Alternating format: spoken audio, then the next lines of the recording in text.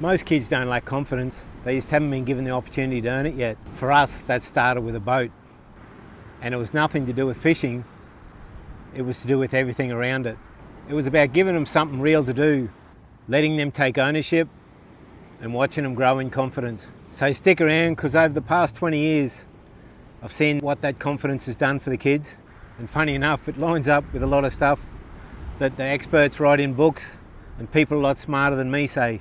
But honestly, it could be anything. It's just about the principles that help kids to grow in confidence and believe in themselves. For us, buying a boat is where it started. The boys were 4, 7 and 8 and we bought our first boat. At the time, we were running a small caravan park on the banks of the Burdekin River, just outside of Charters Towers. And it was a great place to bring kids up. Life was pretty much about running the business. Whenever we got spare time, we were down the river fishing. And to be honest, there was never much time when someone didn't need me for something in the business. Life pretty much revolved around the business. So buying a boat was our chance to get away. I just didn't want to buy a boat for us. I wanted us to buy a boat. I wanted the boys to be part of it. We didn't have much money, so we couldn't afford to buy anything too flash. Things were pretty tight, so we went to an army auction and bought an old dinnered up tinny for $500. No motor, no trailer, just a dinnered up tinny. It was built solid, and the boys, they had some money they'd made from selling eggs and passion fruit off the vine when they were ripe. They'd walk down and sell them to the old travellers. And they threw their money in. So in their mind, they'd bought a boat. And that's when it all started. Back then, the kids were involved in everything. They always felt like they were part of the decision-making process. But there's a difference between letting your kids run the show and guiding your kids to make good decisions. I reckon you got to know what you want and then guide your kids towards what you want. Make it feel like it's their decision as well. I remember reading in a book, it said, leadership's about getting someone to do something because they want to do it, not because you want them to do it. With my kids, I've always tried to work on that principle. Always had a plan. My plan's always been get the kids doing things for themselves as early as you can. Too many people spend too much time spoon feeding their kids all their life. Me, I'm probably the opposite. I get them doing shit as soon as they can. It's easy to do everything for your kids, but I reckon you're robbing them of an opportunity to learn. When they start doing stuff, they make mistakes, there's your opportunity to learn. It takes patience, and patience isn't really one of my strong suits, but you've got to give them a chance to fail so they can learn. So he started with little small tasks. The boat was rough and it needed some work, so he started small, simple tasks, simple wins. I bought a second-hand motor, knew nothing about what I was doing, knew nothing about boats. Found a trailer under an old wreck boat that was in our caravan park, but the trailer was good, and we were off. We painted the boat together. It probably would have looked better if I did it myself, but the kids really started taking ownership. We called the boat Bivouac Boys. The caravan park we had was called Bivouac Junction, and everyone started calling the boys the Bivouac Boys because they were little bush kids running around, no boots on, catching fish, and the Bivouac Boys stuck.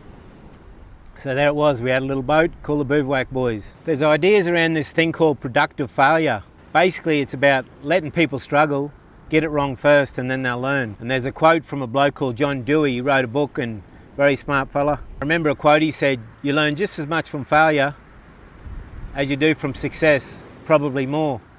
And I think he's right. That's exactly what I saw in the boys through this process. Eventually we got the boat sorted and headed out. First trip, there was a fair bit of excitement mixed in with a lot of fear. I'd never been out in the ocean much in a boat.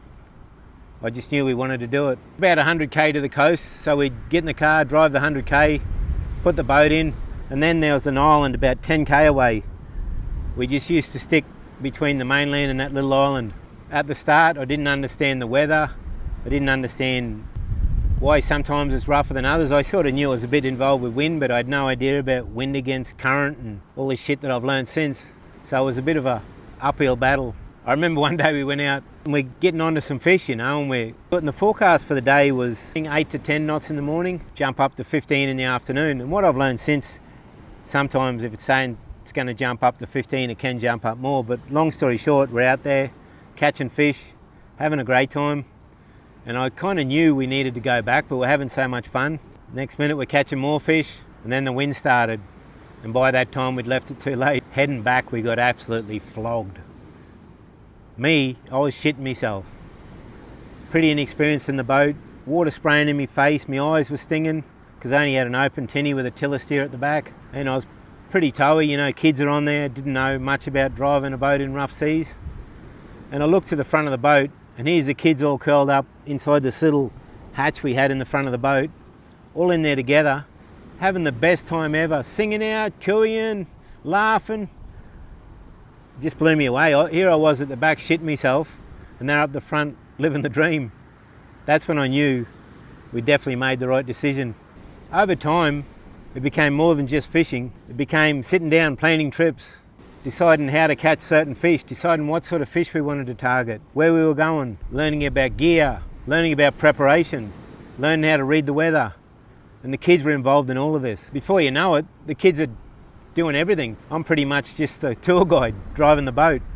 It's not something you build up in one day. It just builds up over time. And look, if you think, oh, it would have been great out there fishing with 3 little kids. It was great watching me kids, but I wasn't doing any fishing. I was driving the boat and rigging lines and keeping everything safe and making sure no one fell out, trying to orchestrate the whole show and keep shit running. But it was the best time. So through this, building confidence, resilience, responsibility, they're learning all this shit and having fun at the same time. You can't tell kids about that, you got to show them, you know, and doing something like this boat, that's how you make strong people. You know, now I've got one son, he drives boats for a living, he's 22 years old, driving big barges, operating as a tour guide, guiding some of the most successful people in the country. All 3 sons own boats, they live on the sea. It keeps them, you know, they often say to me, I don't want to drink because I won't be able to go out in the boat tomorrow. Gives them a purpose. But like I said, it doesn't have to be a boat. Find something you can do with your kids that you'll both enjoy and lead them to make them feel like they're part of it. And you'll build relationships with your kids that you'll never build without this sort of stuff. You might be in the situation to buy a boat. That's cool. Find something you are in the situation to. Buy a push bike, fix it up. Buy a motorbike, buy a 4-wheeler. Get an old car, find something you can do together, and you'll build relationships you'll never build if you don't get out and do shit with your kids. So if you're on the fence about doing stuff like this with your kids, get into it. Builds relief, builds resilience. Shit goes wrong, you got to deal with it. That's what's lacking in the kids today. And it's not their fault, they're still resilient kids, they've just never been exposed to it. I'll just end on this. Confidence doesn't come from being told you're good. It comes from doing things, struggling, getting better at it, and then succeeding. It comes from doing things, struggling, and getting better over time. Guys, just give them a chance to learn, and you'll have a great time too.